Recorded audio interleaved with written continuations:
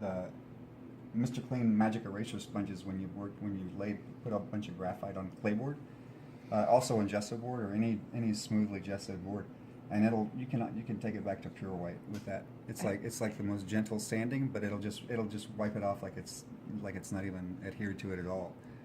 So you can work on clayboard and pretty much erase back to white with those things if you want to. So it's kind of What fun. I like though is that you erased it because it was too random, but then when I look at her, she still has that very flowing movement to her figure and everything.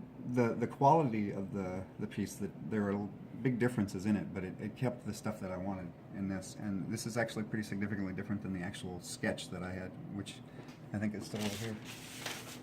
So you can see that this sketch was more solid. I mean, these shapes almost look like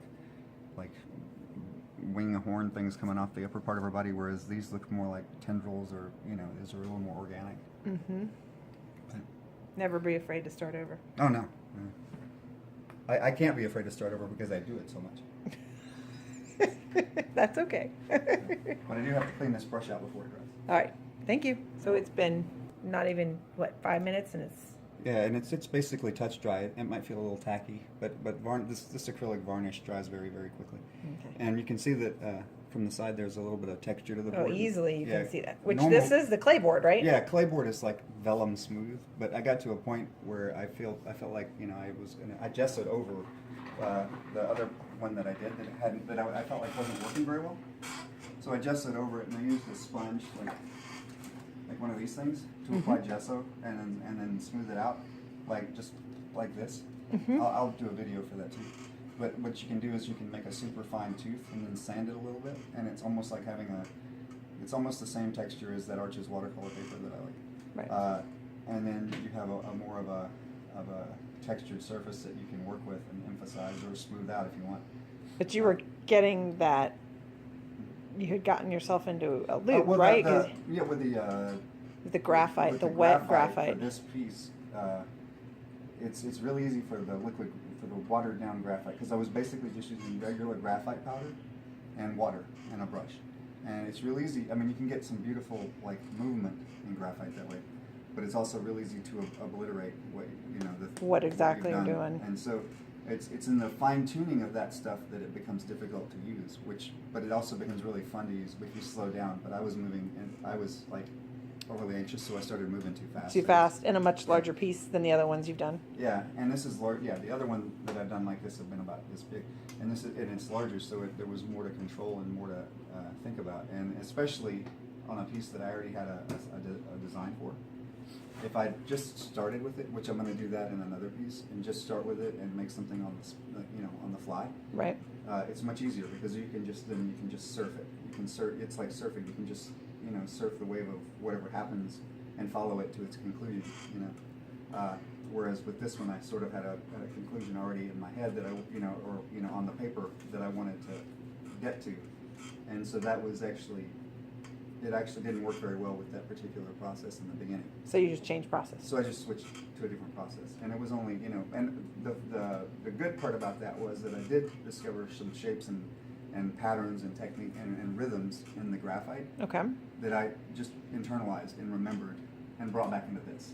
So all this repetitive pattern that you don't see in the sketch, you see basically a smooth form. All of this repetitive pattern here came from the graphite expression experiment. Yeah, even though I obliterated it, I remembered it. Right, and you wanted to redraw it and bring it back, but So, then you decided to use paint just because you were kind of, it was too... And those 3 different trials happened over the space of a day and a half. So it wasn't like I Right. spent 3 weeks doing it. Right, exactly. So And you tend to go much faster with a piece if you... once I get to the point where I understand what the piece needs, and it wants, so to speak, things move faster, and usually that means like sometimes, and it doesn't happen very often, but I'll start with one and I'll have 1 or 2 false starts with it, and then as long as you're willing to just go through that, and they're not really painful, and they're very informative, and you just let yourself do it.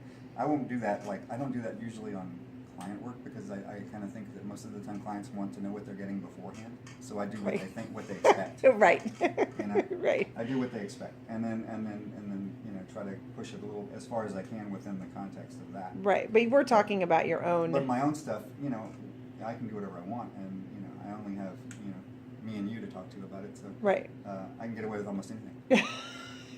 Almost anything. Yeah. Except when I wake up again and go, oh, there's a completely new painting. And Yeah. this, and this is just an acrylic blue underneath for the underpainting, correct? Yeah, these are just, it's that acryla stuff. It's folding, you know, acryla gouache. That's all this is underneath, and it says it calls itself a gouache, but it's not really. It dries like acrylic. It's so I don't exactly know why they confused the issue by calling it acryla gouache, because it's not watercolor. It doesn't. You can't move it around again once it's dry. The only thing you can do, you can remove it. You can erase it. This stuff, if it's put on thinly, you can erase it with an abrasive eraser, like these, you know, Faber-Castell Perfections, or you can erase it small like washes with a kneaded eraser, or you can use the sponges I was talking about. Okay. You know, the Mr. Clean Magic Eraser sponges will take it like all the way back to white. All right. Well, we will see what the next part you're on then. All right, sounds good. All right. Bye. Bye.